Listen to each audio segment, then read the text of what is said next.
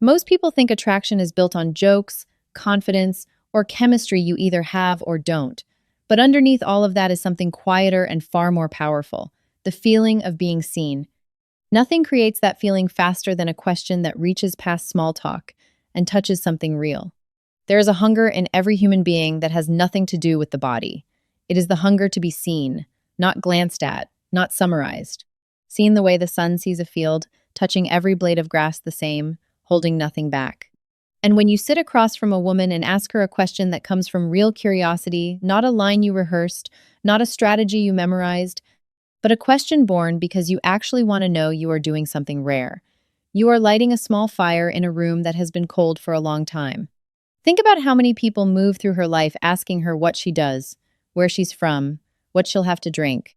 Questions that skim the surface like a stone across water, never sinking, never staying, and then you arrive and you ask something different. You ask what she believes now that she didn't believe 5 years ago. You ask what still surprises her about herself. And in that moment, something shifts because you have stopped performing at her and started being present with her. This is not a technique. The moment it becomes a technique, it dies, because the human spirit can tell the difference between a question asked to get something and a question asked to understand someone. A woman knows she has always known when she is being studied like a puzzle to be solved versus being invited like a guest into a warm home. One feels like a transaction. The other feels like being remembered by someone who just met her. So when you ask because you are willing to sit still for the answer. Ask because you can hold what she gives you without flinching, without rushing to fix it, without turning it into something about you. That stillness, that willingness to simply receive her, is the thing that draws people close. Not charm, not cleverness, presence.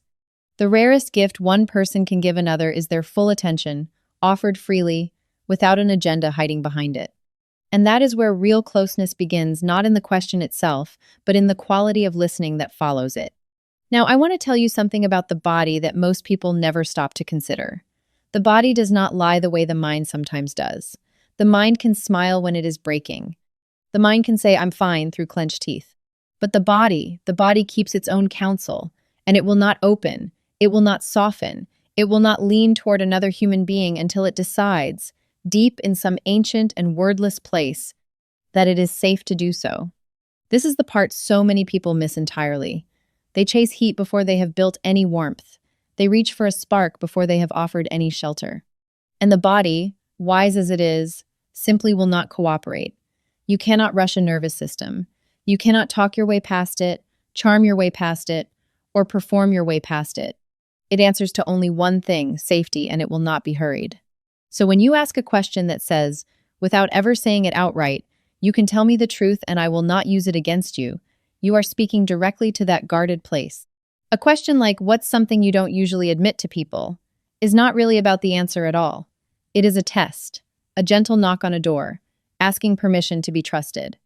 And if you receive whatever she offers, the messy truth, the embarrassing thought, the fear she rarely says aloud without recoiling, without judgment flickering across your face, something remarkable happens. Her shoulders drop half an inch. Her breath goes a little deeper.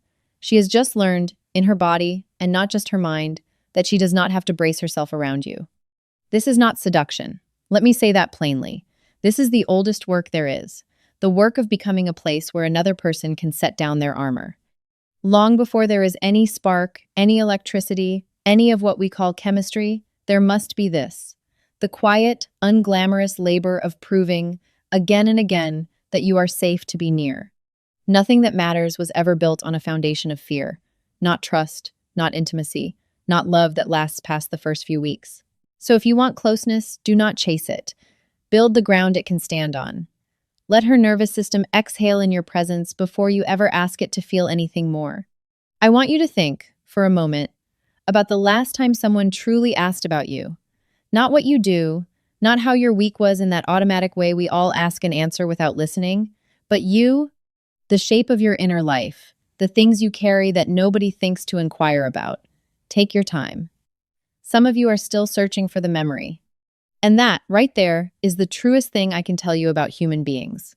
We are starving, most of us, for the simple experience of being asked about and then actually listened to.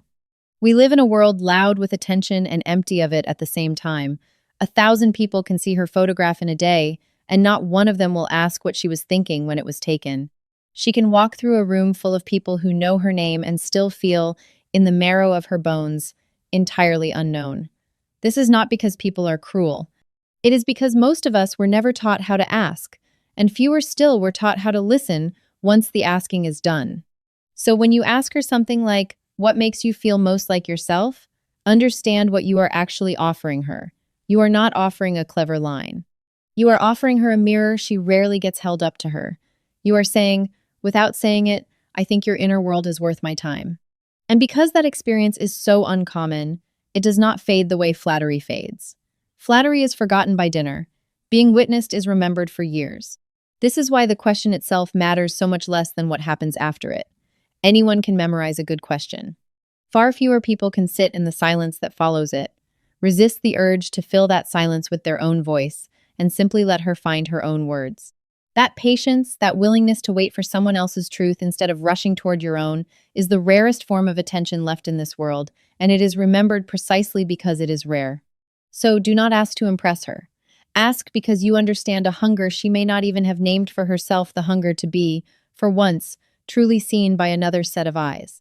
Give her that, and you will have given her something most people never receive at all. There is an old, quiet law that governs every real connection between two people, and it is this: you cannot ask someone to go where you yourself are not willing to go. You cannot ask for depth while standing at the shallow end. You cannot ask someone to hand you their truth while keeping both of your own hands closed in your pockets. Whatever you ask for, you must also be willing to offer, or the asking becomes something hollow, something that feels, to the person on the other end of it, like being studied rather than met.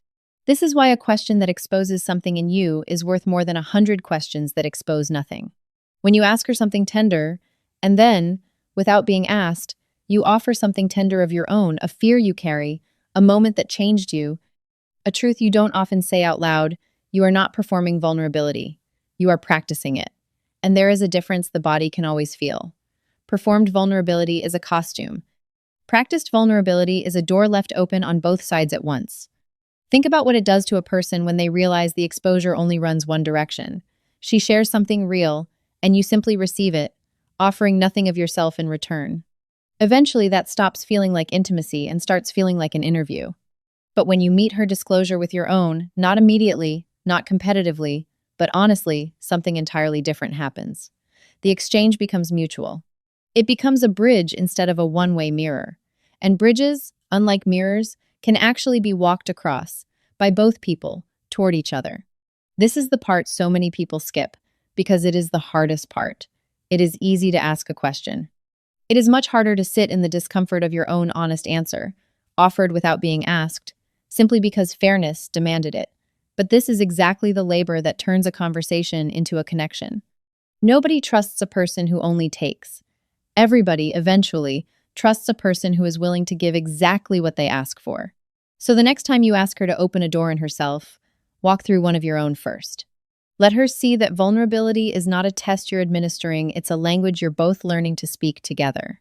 Think back, if you can, to a conversation you had a year ago about someone's favorite restaurant or what they thought of the weather that week. Can you find it? Most people can't. It has dissolved, the way small talk always dissolves, because the mind was never built to hold on to information that carried no weight. But now think back to a moment when someone told you something that actually moved them, a memory, a fear, a turning point in their life. That one, you remember. You could probably tell it back almost word for word, even years later. This is not an accident. This is simply how memory works. It keeps what matters and lets go of what doesn't. This is why a question like, "What's your favorite movie?" and a question like, "What's a moment that changed how you see yourself?" are not simply different in depth. They are different in kind. One asks for information. The other asks for meaning. And meaning is the only currency the nervous system actually holds on to. You could spend an entire evening trading facts with someone, favorite foods, favorite songs, where they grew up, and walk away having learned a great deal and felt very little. But 5 minutes spent on a single question that touches something real will often outlast an entire evening of pleasant, forgettable conversation. This matters because so many people believe that connection is built through quantity, more time together, more shared activities, more conversation. But connection is not built through quantity. It is built through resonance. A single, honest exchange, one that reaches the emotional register instead of skimming the informational one, will do more to bond two people than 100 hours of comfortable, surface-level talk. This is why some people who have known each other for years still feel like strangers, and some people who met only once can feel, strangely, like they've known each other a long time. So if you want to be remembered, really remembered, in the place where memory actually lives, stop asking for trivia and start asking for meaning. Ask about the moment that shaped her instead of the movie that entertained her. One fades by morning, the other she will carry, and so, in some quiet way, will you. Let me tell you the thing that undoes almost everyone who tries to use connection as a tool. You can learn every question in this speech. You can memorize the exact words, the exact pauses, the exact tilt of the head that says, I'm listening. And still, somehow, it will not work, because somewhere underneath the technique, she will feel the truth of why you're really asking. Not the question, the reason behind the question. People are far more perceptive than we give them credit for. We may not always be able to name what we're sensing, but we sense it all the same. The difference between someone who is curious about us and someone who is simply trying to produce an effect in us. This is the quiet trap of turning connection into a formula.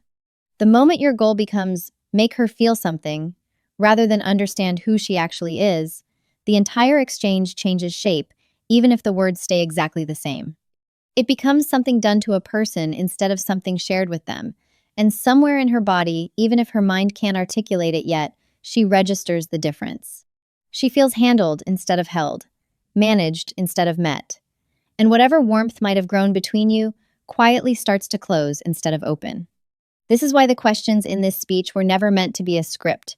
A script is something you perform for an outcome. What I am describing is something closer to a posture, a way of showing up genuinely curious about another human being without needing that curiosity to lead anywhere in particular. The strange truth is that this is exactly what makes real connection possible. The moment you release the need for a specific result, you become someone safe to be honest with. And people open, almost without exception, to those from whom they feel nothing is being extracted.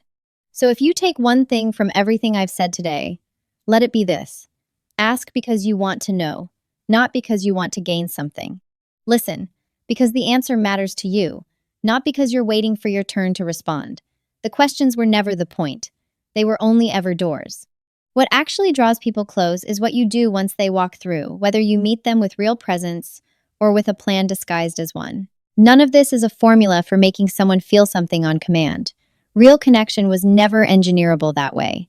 What these questions actually do is create the conditions where two people can choose to be honest with each other. And that honesty, freely given, is the only kind of closeness that ever lasts.